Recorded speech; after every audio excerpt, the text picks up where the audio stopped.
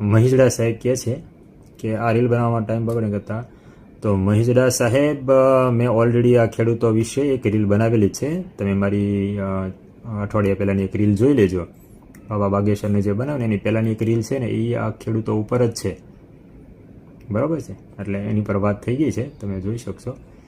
બીજું કહે છે કે વીરપુર જુનાગઢ જેવા એને સંત છે, એને સંત કહેવાય. બહુ સાચી વાત છે. આપણા મહાન સંતો છે ને કોઈ દી ક્યાંય ચર્ચામાં નથી આવ્યા. તમે જોજો, એ કોઈ દી વિવાદમાં નહીં આવે.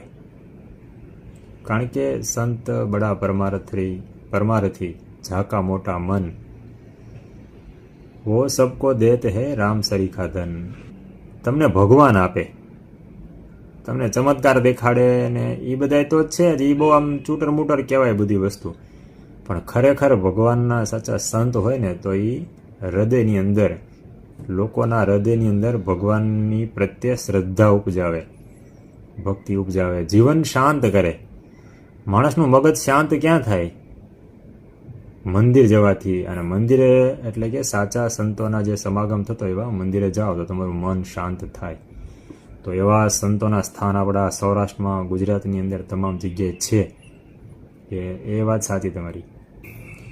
RN પટેલ સાહેબ કહે છે કે તમારામાં આવી આવડત છે તો વિરોધ કરો, બાકી કોઈ તમારી હેસિયત નથી.